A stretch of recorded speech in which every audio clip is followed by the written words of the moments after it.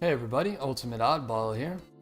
Today I'm going to discuss variations in sensory processing issues associated with autism.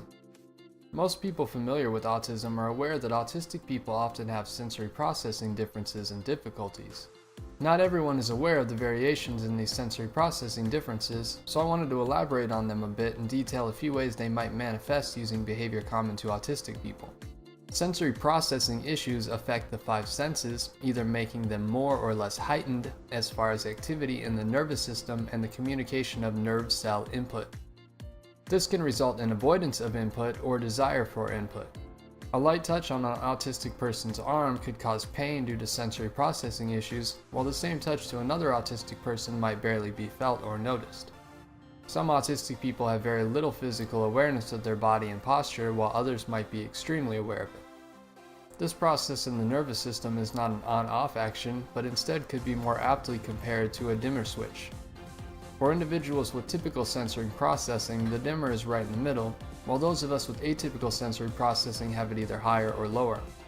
It's important to note, however, that sensory processing differences can vary even within an individual depending on a number of variables both within them and outside them. There are times when I crave loud music. At those times, the sensory input from said music doesn't bother me.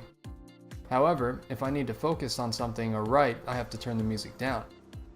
If I try to write with loud music, the sensory input will go from enjoyable to irritating and will interfere with my train of thought.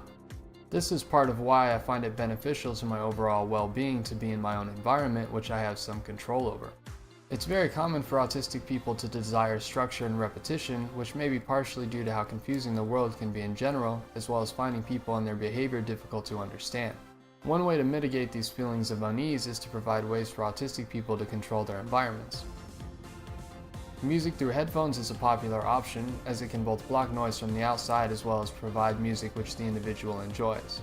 It's important to understand that sensory processing issues are only one part of what makes being autistic difficult. They tend to combine with other factors to produce overload and meltdown. By paying attention to behavior and reactions, one can theoretically create a system of adaptations which help avoid most meltdown triggers. This is beneficial for everyone involved.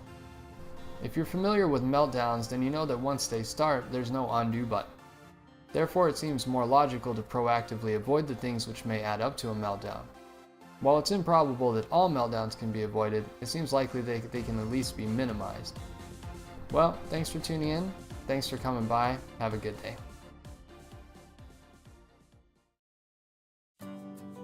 Hey everybody, Ultimate Oddball here. If you want to stay up to date with my videos, click subscribe.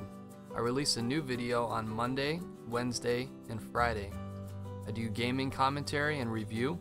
I talk about my experiences on the autism spectrum, and I share my opinions and thoughts on a variety of matters.